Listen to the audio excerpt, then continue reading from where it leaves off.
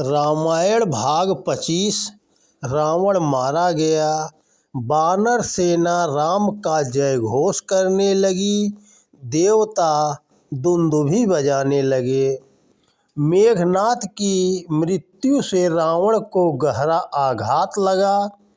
उसके सभी प्रमुख वीर मारे जा चुके थे। सेना का भी अधिकांश भाग युद्ध में नष्ट हो गया था। बहुत थोड़े से राक्षस ही शेष बचे थे। वे भी लड़ते लड़ते थक गए थे। वे भयभीत भी थे। रावण की रानी मंदोदरी ने पति को फिर समझाया। कहा कि अब भी समय है। राम से अपनी गलती के लिए क्षमा मांग लीजिए। सीता को सादर वापस कर दीजिए। राम महान हैं, दयालु हैं, आपको क्षमा कर देंगे। रावण के ऊपर तो काल नाच रहा था।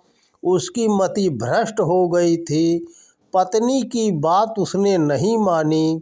उसका अहंकार बहुत बढ़ गया था। उसे अपनी शक्ति का बड़ा घमंड था। घमंडी का सिर हमेशा नीचा होता है। राम रावण का युद्ध प्रारंभ हुए 13 दिन हो गए थे। 14वें दिन रावण स्वयं रणभूमि में उतर पड़ा।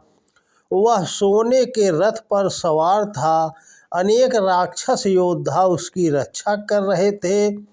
रावण को रणभूमि में देखकर श्री राम पैदल ही आगे बढ़े। उनके पांव में जूते तक नहीं थे। रथ और कवच भी नहीं था। विभीषण ने यह देख राम से कहा, रावण महापराक्रमी है। आप बिना रथ और कवच के उसे कैसे जीत सकेंगे?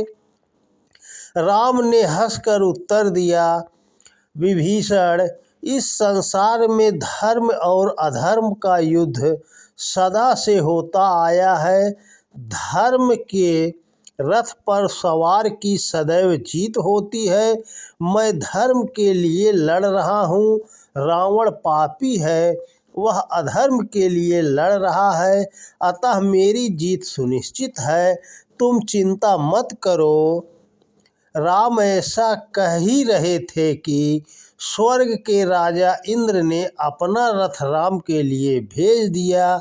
बस फिर क्या था, राम रावण के बीच घमासान युद्ध होने लगा। पृथ्वी लाशों से पट गई। खून की नदियां बहने लगी। चारों ओर मारो मारो की आवाज़ ही सुनाई देती थी।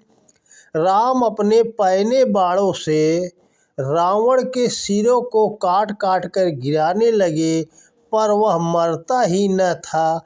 कटे सिर की जगह नए सिर उग आते थे।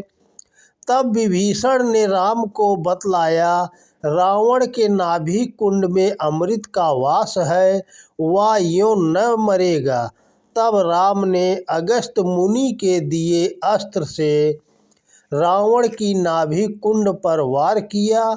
यह अस्त्र लगते ही रावण विशाल कटे पेड़ की तरह जमीन पर आ गिरा। वानर सेना राम का जय घोष करने लगी। देवता दुंदुभी बजाने लगे। तो दोस्तों नमस्कार। कल के भाग में विभीषण का राज तिलक। दोस्तों जय हिंद, जय भारत, जय श्री राम।